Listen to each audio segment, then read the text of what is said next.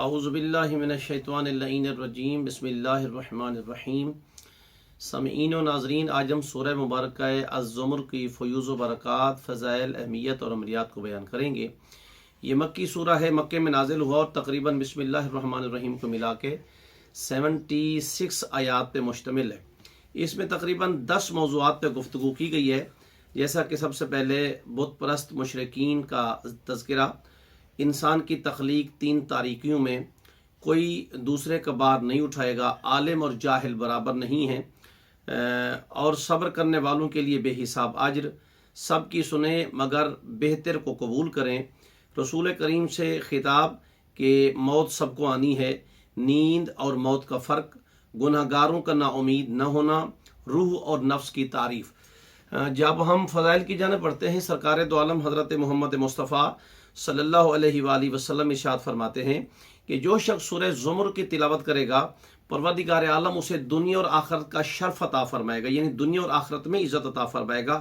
ہر شخص اس کی تعریف کرے گا اور جو اسے ملے گا وہ ہمیشہ عزت کی نگاہ سے دیکھے گا اس بندے کو کہ جو سورہ زمر کی تلاوت کرتا رہے گا۔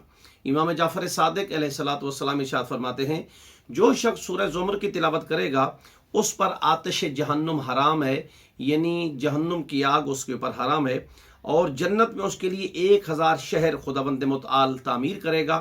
ہر شہر میں 1000 محل ہوگا اور ہر محل میں 100 حور ہوگی جو اس کی خدمت کے لیے پروردگار عالم نے خلق فرمائی ہے۔ یہاں اس میں ایک اہم چیز کو بیان کیا گیا ہے کہ انسان کی روح اور نفس کے سلسلے کو یہاں بیان کیا گیا ہے۔ امام محمد باقر علیہ الصلوۃ والسلام سے پوچھا گیا کہ مولا کہ جب انسان کی جسم اور روح کا تعلق کیا ہے، تو امام ارشاد فرماتے ہیں کہ اے بنی آدم میں ایک نفس ہوتا ہے اور ایک روح، ان دونوں کے درمیان سورج کی شعاع کی طرح ایک رابطہ قائم ہوتا ہے۔ عقل اور تمیز کا تعلق نفس سے ہے، سانس اور حرکت کا تعلق روح سے ہے۔ جب انسان سو جاتا ہے تو ایک روایت کے مطابق میرے امام فرماتے ہیں انسان کی روح جسم میں موجود رہتی ہے، نفس آسمان کی طرف چلا جاتا ہے، اوپر چلا جاتا ہے۔ لیکن جب انسان نے دوبارہ بیدار ہونا ہوتا ہے، اٹھتا ہے، اگر اس کی حیات باقی ہے تو وہ انسان کا نفس انسان کی روح میں واپس آ جاتا ہے، انسان بیدار ہو جاتا ہے۔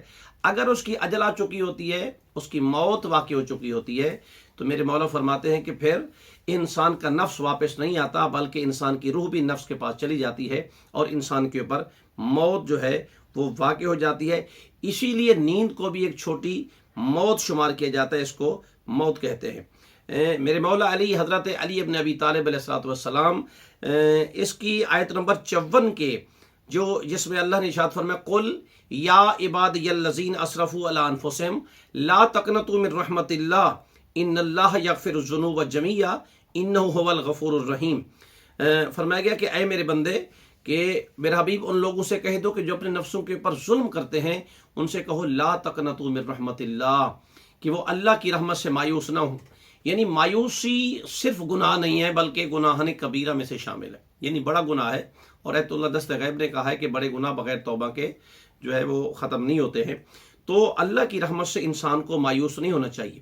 اسی لیے علماء کرام کا بھی یہ فریضہ ہے کہ مخلوق خدا کو اللہ سے زیادہ قریب کریں، زیادہ سے زیادہ امید دلائیں، اللہ کی رحمت سے انہیں مایوس نہ کریں، اللہ کو ایسا پیش نہ کریں کہ انسان خدا کا نام سن کے ڈرے۔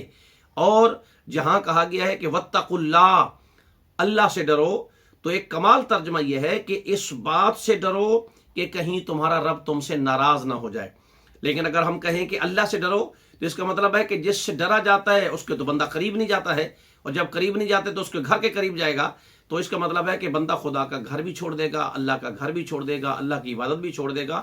بندوں کو زیادہ سے زیادہ خدا سے مانوس کیا جائے، یہ شیوائے انبیاء رہا ہے، یہ شیوائے معصومین علیہ السلام رہا ہے کہ ہمیشہ معصومین اہل بیت اطہار محمد و آل محمد مخلوق خدا کو انسانوں کے زیادہ قریب کرتے تھے اور انسانوں کو جو ہے یا اس چیز سے بچاتے تھے۔ اور سورہ مبارکہ الزمر میں جہاں اور موضوعات ہیں، وہاں ایک موضوع حبت اور ضبط کو بھی بیان کیا گیا ہے۔ فقہ جعفریہ اثنا عشریہ میں یہ جو سلسلہ ہے، ضبط عمل یہ ظلم ہے، حبت عمل یہ عین عدالت ہے۔ ضبط عمل یہ ہے کہ مثلا انسان کوئی نیکی کر رہا ہے اور کوئی دوسرا گناہ کرتا ہے تو اس گناہ کی وجہ سے اس کی نیکی ختم ہو جاتی ہے، تو یہ ہے ضبط عمل، جو کہ اسلام میں شریعت میں نہیں ہے، بلکہ حبط عمل ہے۔ حبط عمل یہ ہے کہ انسان نیکی کر رہا ہے، لیکن اس نیکی میں جو قبولیت شرط ہے، شرط کی قبولیت کی جو شرط ہے وہ شرط ہی محو ہے۔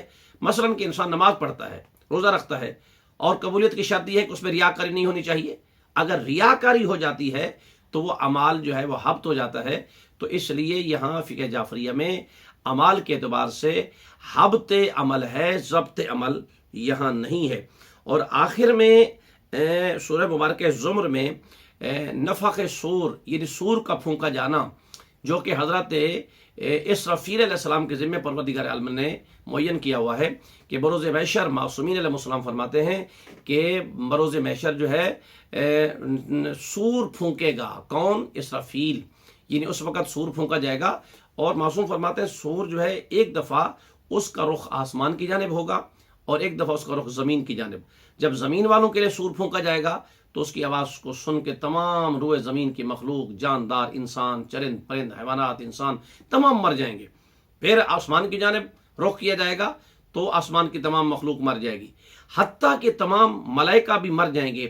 آخر میں یہ جو ہے یہاں تک روایت میں ملتا ہے کہ یہ اسرافیل کو بھی ہی موت آ جائے گی۔